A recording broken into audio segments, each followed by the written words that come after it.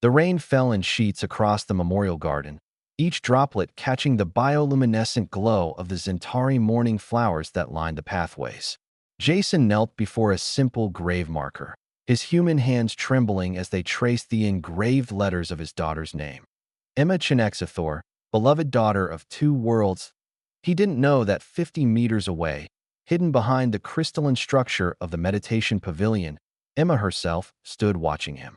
Her dual-colored eyes, one brown like his, one silver like her mother's, filled with tears that shimmered with an otherworldly iridescence. "I'm so sorry, baby girl," Jason whispered, his voice breaking. "I should have been there. I should have protected you." Emma's hand flew to her mouth, stifling a sob. Her father had aged 10 years in the 6 months since the attack on the diplomatic vessel.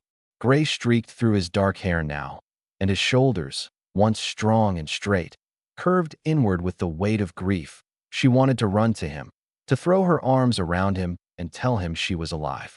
But she couldn't. Not yet.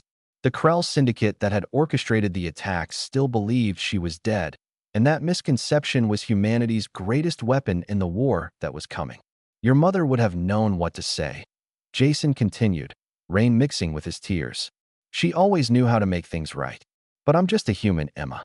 Just a stupid, stubborn human who thought love could conquer anything." Emma's breath caught. Her mother, Ambassador Xa Thor of the Zentari Collective, had been the first of her kind to marry a human. It had been scandalous on both worlds. The Zentari lived for 3 centuries. Humans barely made it to 1. The Zentari communicated through bioelectric fields. Humans relied on crude vocalizations. But her parents had made it work, building bridges between their species that had reshaped galactic politics, until the Krell decided those bridges needed to burn. "I remember when you were born," Jason said, pressing his forehead against the cold stone.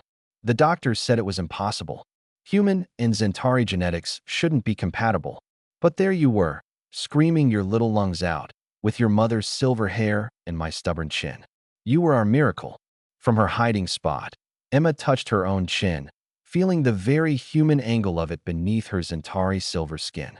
She was a walking contradiction, a bridge made flesh between 2 species that should never have created life together. The galaxy had called her an abomination. Her parents had called her hope. You know what the worst part is?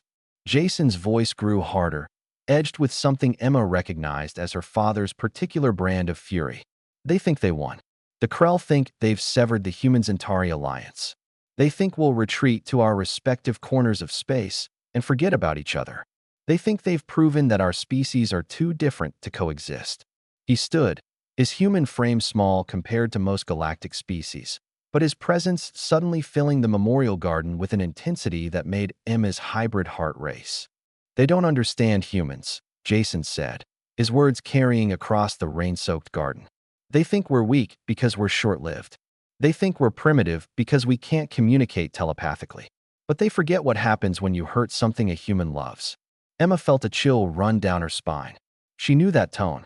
It was the same voice her father had used when he'd stood before the Galactic Council and demanded justice for the colony massacres. The same voice that had negotiated the Treaty of New Horizon, forcing 3 warring species to the peace table through sheer stubborn will. "We don't forgive," Jason continued, his fists clenched at his sides. "We don't forget.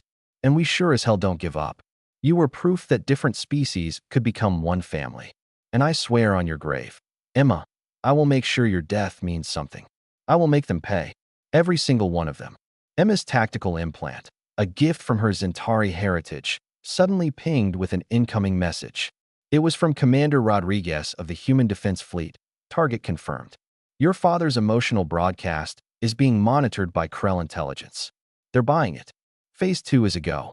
She typed back with trembling fingers, acknowledged, proceeding with infiltration protocol. Her father was still speaking, his voice carrying the raw grief of a parent who had lost everything. But Emma could see it now, the subtle positioning of his body, the way his words were carefully chosen to convey both sorrow and determination. Her father wasn't just mourning. He was performing. He was laying the bait for a trap 6 months in the making. "I love you, sweetheart," Jason said, his voice softening as he touched the grave marker one last time. "Wherever you are, I hope you know that. Everything I do from here on out, I do for you. Emma wanted to scream that she was right here, that she loved him too, that she was proud to be his daughter. But instead, she activated her cloaking field and slipped deeper into the shadows. In 3 days, she would board a Krell vessel under deep cover. In 3 weeks, she would have access to their central command. And in 3 months, the Krell Syndicate would learn what every species in the galaxy was beginning to understand.